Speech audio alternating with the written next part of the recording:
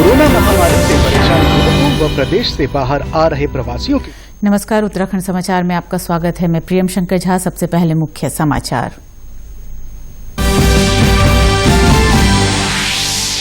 प्रधानमंत्री नरेंद्र मोदी ने कहा, लद्दाख में भारतीय धरती पर बुरी नजर डालने वालों को दिया माकूल जवाब। भारत ने विश्व को दिखा दिया है कि वह अपनी संप्रभुता और क्षेत्रीय अखंडता की रक्षा कर सकता है।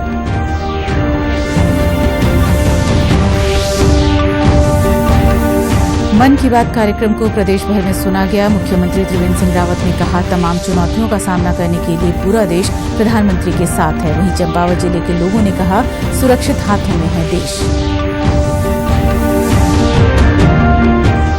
पौड़ी गढ़वाल के इक्केश्वर क्षेत्र में युवाओं ने बागवानी को अपनाकर स्वरोजगार की दिशा में बढ़ाया कदम। 20 नाली बंजर भूमि पर सब्जियों का कर रहे उत्पादन।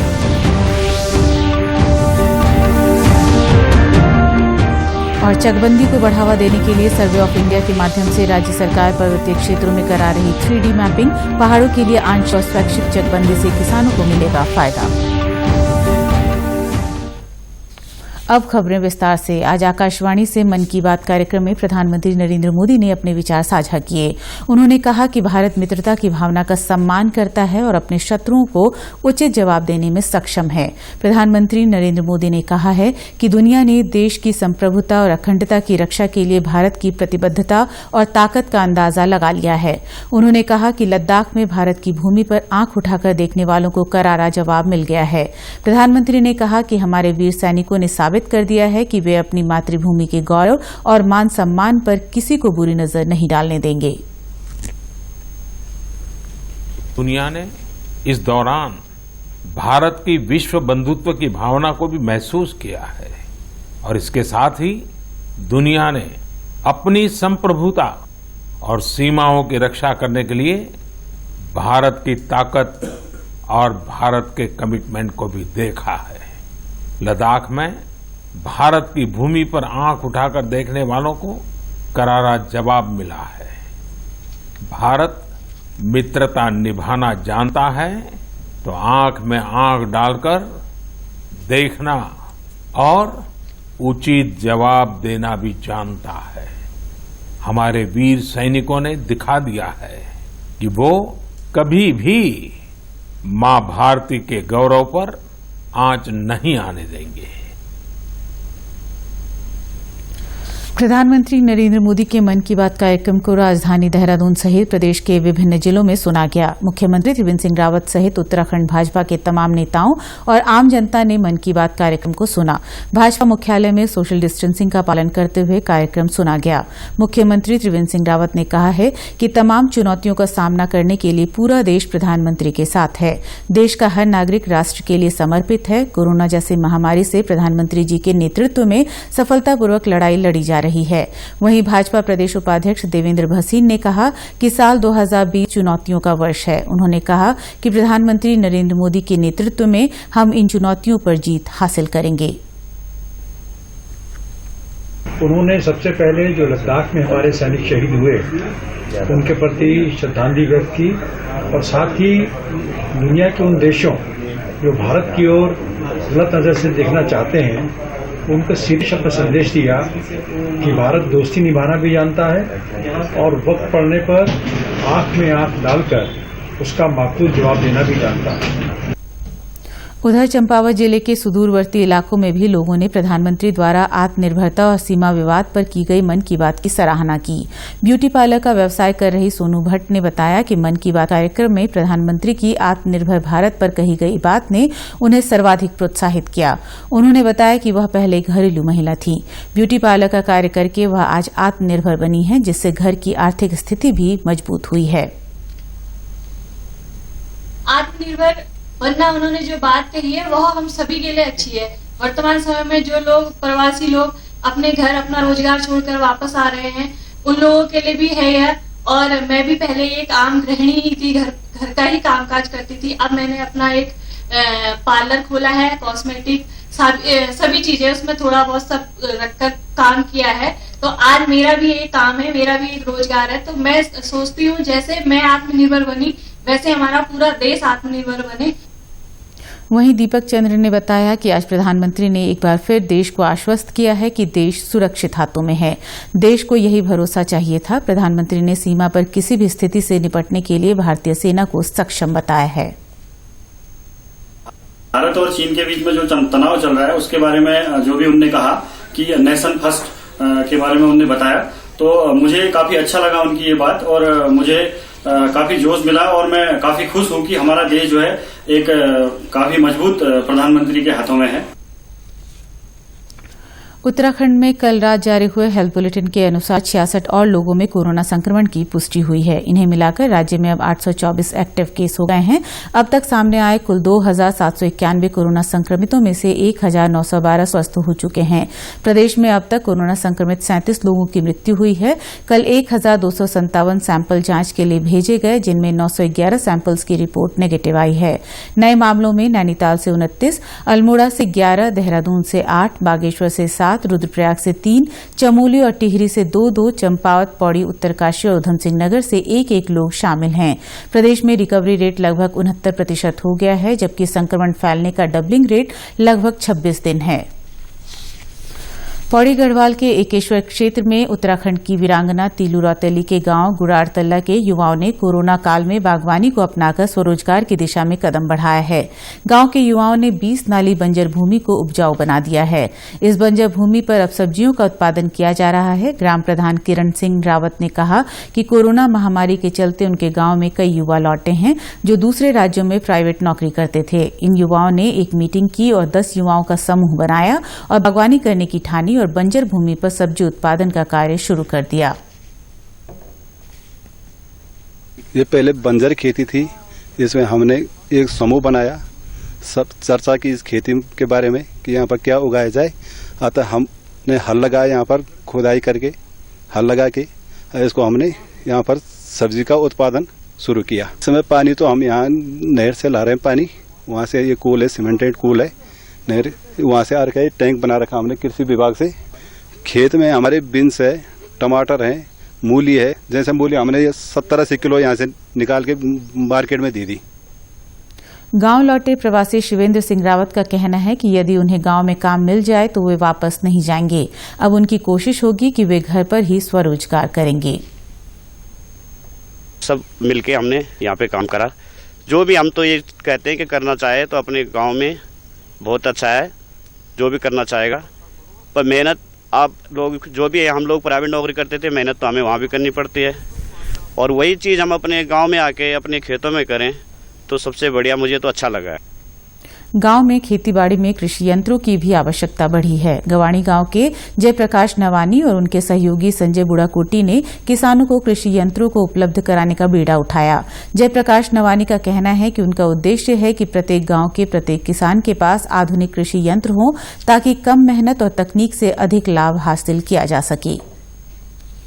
जहां तक माइलेज का खर्चे का बात आता है तो 1 लाख की मशीन किसान को 20,000 रुपये में मिल जाती है। उसके बाद उसका इतना ज्यादा खर्चा होता नहीं है, मतलब 1 घंटे में 1 लीटर डीजल या पेट्रोल।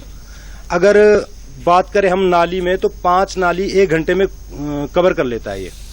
तो 5 नाली में जो खर्चा आता है मुश्किल से 100 या 150 रुपये का आएगा। और 5 नाली अगर हम बैल से कराते हैं तो ये 3500 के पास चला जाएगा। पर्वतीय क्षेत्रों में बिखरी कृषि जोत होने से किसानों को मेहनत ज्यादा करनी पड़ रही है। इस कारण से खेती से मुनाफा कम हो रहा है। किसानों और उत्पादकों की समस्या को देखते हुए सरकार ने पहाड़ों के लिए आंशिक और स्वैच्छिक चकबंदी को कानूनी रूप से मान्य किया है। इसके अलावा सरकार चकबंदी को बढ़ावा देने के लिए सर्वे ऑफ इंडिया के माध्यम से पर्वतीय क्षेत्रों में 3D मैपिंग करा रही है। हरिद्वार और उधमसिंह नगर जनपद में अनिवार्य चकबंदी की प्रक्रिया चल रही है, जिसमें हरिद्वार में 108 और उधमसिंह नगर में 50 गांव शामिल हैं, जबकि पर्वतीय जनपद पौड़ी के मात्र 5 गांवों में चकबंदी हो रही है। कृषि मंत्री सुबोध उनियाल का कहना है कि चकबंदी का सीधा लाभ किसानों को होगा। इससे समय की बचत होने के साथ ही उत्पादकता में वृद्धि होगी और आर्थिकी मजबूत होगी। जो खेती के प्रति उदासीनता बढ़ी, उसके पीछे कारण ये भी था कि खेतों में आने जाने का समय, आधा समय उसका उसमें लग जाता था, तो उसको प्रॉपर लेबर जो था उसका पूरा का पूरा खेतों में लग के आधा समय आने जाने के कारण लेबर बड़ी महंगी पड़ती थी। एक दूसरा, पहाड़ों में जंगली जानवर का बड़ा खतरा है। अब जब एक चेक सबको मिल जाएगा तो अपने चेक में एक तो वो पूरी की पूरी मेहनत उसकी खेती में लगेगी, उसका समय बचेगा और जितना भी वो मेहनत कर रहा है वो खेती पे लगेगी। दूसरा, जंगली जानवर से भी उसका बचत होगी। तीसरा, जिस तरह से नया मैकेनाइजेशन आया है, नई नई मशीनें आई है और जिस तरह हम लोग 80% सब्सिडी पर किसान को मशीनें उपलब्ध करवा रहे हैं। मुख्यमंत्री त्रिवेंद्र सिंह रावत ने स्वदेशी जागरण मंच द्वारा चलाए जा रहे डिजिटल अभियान के तहत जुड़कर आज डिजिटल हस्ताक्षर किए। इस अवसर पर मुख्यमंत्री ने कहा कि प्रधानमंत्री नरेंद्र मोदी के आत्मनिर्भर भारत के प्रयासों को सफल बनाने के लिए हमें स्वदेशी उत्पादों को बढ़ावा देना होगा। इस अवसर पर स्वदेशी जागरण मंच के प्रांत संयोजक सुरेंद्र सिंह ने बताया कि स्वदेशी उत्पादों को बढ़ावा देने और चीन के उत्पादों का बहिष्कार करने के लिए व्यापक स्तर पर जन जागरण अभियान चलाया जा रहा है। कोरोना संक्रमण के दौर में टिहरी जिले में लौटे युवाओं के लिए एक अच्छी खबर है। पशुपालन विभाग ऐसे युवाओं को मुर्गी फार्म और डेयरी उद्योग से जुड़े व्यवसाय अपनाने के लिए प्रेरित कर रहा है। विभाग द्वारा इन योजनाओं के लिए सब्सिडी के तहत स्वरोजगार ऋण उपलब्ध कराया जा रहा है। टिहरी जिला प्रशासन ने विभाग को 5 करोड़ रुपए की धनराशि आवंटित की है। मुख्य पशु चिकित्सा अधिकारी डॉक्टर PS रावत ने बताया कि इस योजना के तहत मुर्गी पालन और डेयरी उद्योग को प्राथमिकता दी जा रही है, जिससे स्थानीय स्तर पर अधिक से अधिक रोजगार के अवसर पैदा होंगे। में पूरे विकास खंड में, पूरे जिले में क्लस्टर चयन किए जा रहे हैं। हर क्लस्टर में 12 से 13 गांव, 14 गांव को सेलेक्ट किया जा रहा है। उसमें विभिन्न क्षेत्रों में जो प्रायोरिटी देखी जा रही है, उसके हिसाब से जो है मुर्गी पालन का बृहद रूप में एप्लीकेशन प्राप्त करने की सर्वे चल रही है।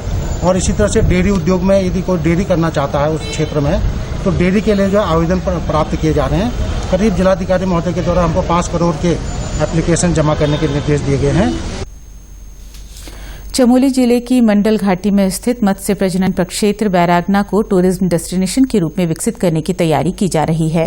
इस संदर्भ में जिलाधिकारी स्वाति एस भदौरिया ने बैरागना क्षेत्र का निरीक्षण किया। उन्होंने मत्स्य प्रजनन प्रक्षेत्र में ग्रामीण निर्माण विभाग को होम स्टे बनाने, झील के आसपास एंगलिंग लगाने और लैंडस्केपिंग के लिए आगरण तैयार करने के निर्देश दिए। वहीं मुख्य विकास अधिकारी हंसादत्त पांडे ने बताया कि होम स्टे बनने से पर्यटक यहां रुकेंगे। प्राकृतिक रूप से सुंदर स्थान होने के चलते लोगों का यहां आकर्षण बढ़ेगा। योजना से जो भी गैप्स फिलिंग है और जो वहाँ पे रेसवेज अभी खाली पड़े हुए हैं उनको भी सफाई करके उनमें अधिक से अधिक बीज उत्पादन, जो मत्स्य बीज उत्पादन है वो हैचरी के माध्यम से ट्राउट वहाँ पे बहुत अच्छे बीज वहाँ पे उत्पन्न होता है, तो उसको भी सप्लाई पूरे डिस्ट्रिक्ट चमोली में जितने भी हमारे मनरेगा से कन्वर्जेंस हो रहा है तालाबों का, तो बीज सप्लाई इस मत्स्य केंद्र से होता है। और साथ ही साथ वो एक पर्यटक केंद्र के रूप में यदि विकसित होता है तो निश्चित रूप से पर्यटकों को भी लाभान्वित होने का मौका मिलेगा। अनलॉक 1 में धार्मिक स्थलों को दर्शनार्थ छूट मिलने के बाद उत्तराखंड के 4 धामों में भी स्थानीय लोगों को दर्शनों का मौका मिला है। इसके चलते केदारनाथ धाम में भी स्थानीय लोगों ने दर्शन किए हैं। हालांकि सीमित संख्या में ही श्रद्धालु धाम पहुंचे हैं।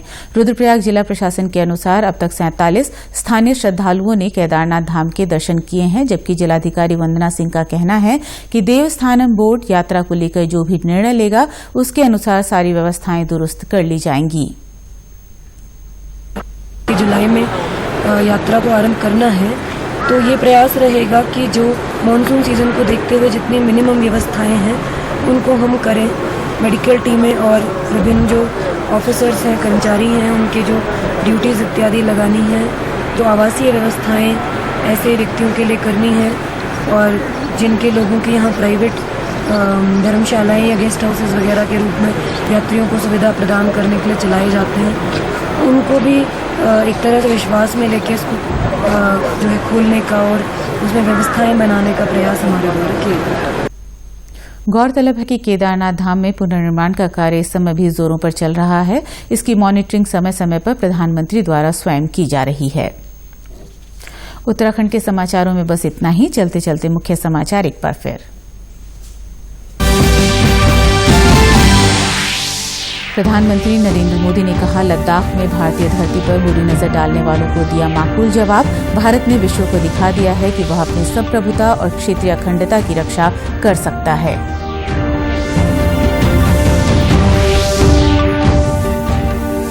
मन की बात कार्यक्रम को प्रदेश भर में सुना गया। मुख्यमंत्री त्रिवेंद्र सिंह रावत ने कहा, तमाम चुनौतियों का सामना करने के लिए पूरा देश प्रधानमंत्री के साथ है।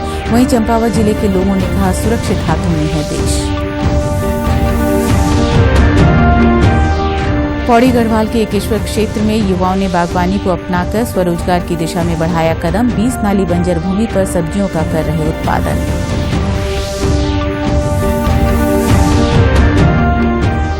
और चकबंदी को बढ़ावा देने के लिए सर्वे ऑफ इंडिया के माध्यम से राज्य सरकार पर्वतीय क्षेत्रों में करा रही 3D मैपिंग। पहाड़ों के लिए आंशिक और स्वैच्छिक चकबंदी से किसानों को मिलेगा फायदा।